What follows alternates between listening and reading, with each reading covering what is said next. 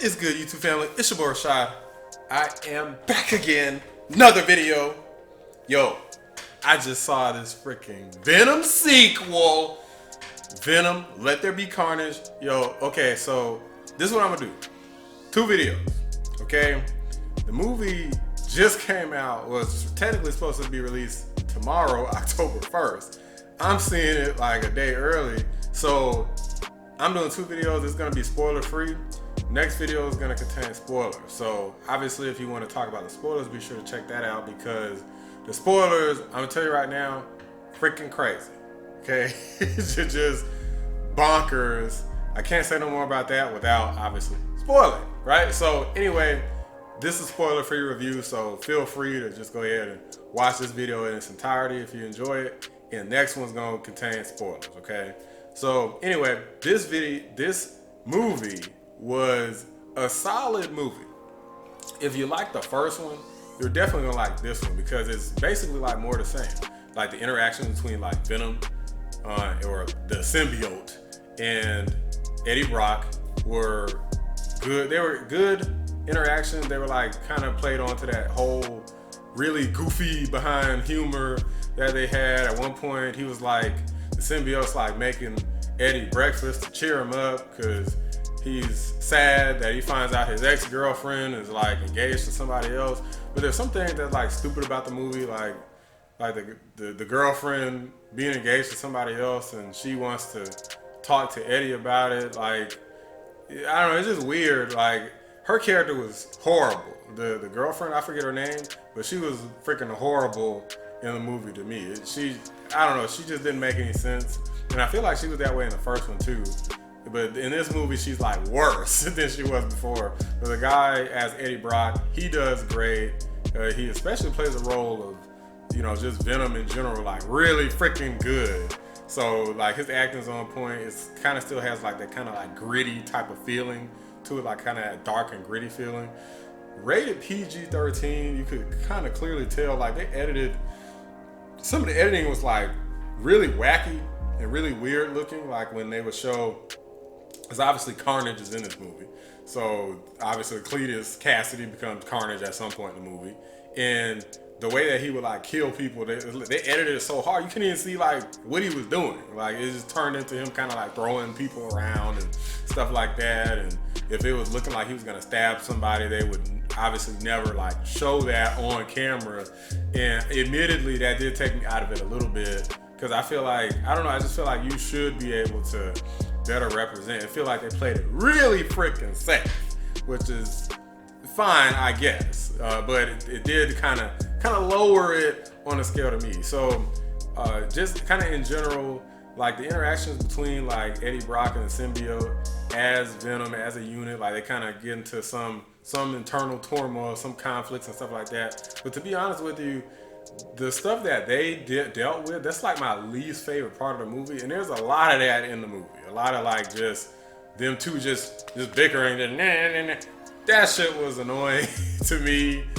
I don't really like that stuff as much. Some people may love it, but I'm kind of used to the more like, we are Venom. Like I'm used to like the crazy, like evil type of Venom. Not whatever this is something unique.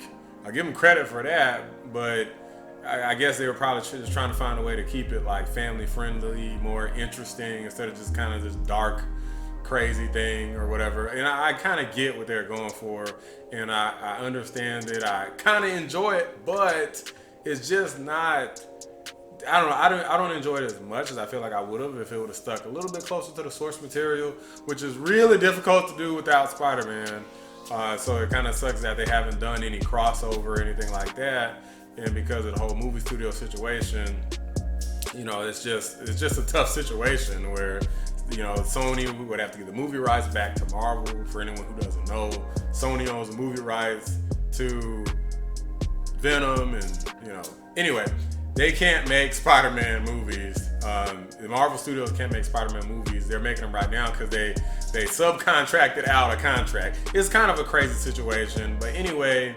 And then like the fight sequences were really freaking good. They were a huge step up. In the first Venom movie, I thought the fight sequences were like awful, and you couldn't really tell what was happening. It was too dark. In this movie, they actually make some of those same mistakes where sometimes it's too dark again because there's stuff that happens outside, but there's also stuff that happens inside. There's also like fire and stuff, so you kind of like see, you can clearly see, and they have like the lighting effects with the fire kind of shimmering off of the glossy symbiote skin and stuff is really freaking tight. Like, shit was good. Like, the storyline was better. Some stuff is not gonna make sense. You just kind of gotta accept that shit doesn't make sense. You gotta accept that it doesn't make sense. But if you don't care about it just being like pretty solid, and you just like want to see like Venom and Carnage just duke it out, this movie's got it. So there is definitely no issue with that. There's a lot of fighting in the movie. So I think it's pretty solid, but it seems like it's kind of like low budget in terms of like the big crazy set pieces and explosions. It's really just like the first one. Like, it's like barely above the first one. So if you did not like the first one, absolutely don't see this movie. If you really love the first one, you're probably gonna like this one more because it's pretty much better than the first one in like every way, at least by a little bit. You know, overall for me, I can't give it higher than a 7. And the only reason it gets a 7 is because the action scenes were pretty damn good. Like, I really love the action scenes. I like the story with Cletus Cassidy in particular. And there's like another character as well who has powers. I guess maybe I won't spoil that for anybody who doesn't know, but there is another character, so spoiler, I guess, that has powers. And that character was done pretty well, but I don't know the source material, so I can't really give it a grade based around any type of knowledge of the source material. But I did like the other character. It made some things went into a little bit of too easy to predict, but it is what it is. You know, you've seen enough movies, you pretty much already know what's gonna happen with this movie. Like, as soon as they introduce a few characters, you're like, okay, here's how the movie's gonna end. And that's how it is. Like, there's nothing really super surprising, except for the stuff that I talked about in post-credit, or well, not post-credit, in the spoilers. So anyway, y'all, I'm gonna go ahead and end this out. I give it like a 7. It was like a solid movie. It wasn't horrible, wasn't like amazing, but I think it was pretty good. So if you like the first one, definitely go see this one. You're not gonna be disappointed, in my opinion. You hated it, definitely skip it. All right, y'all.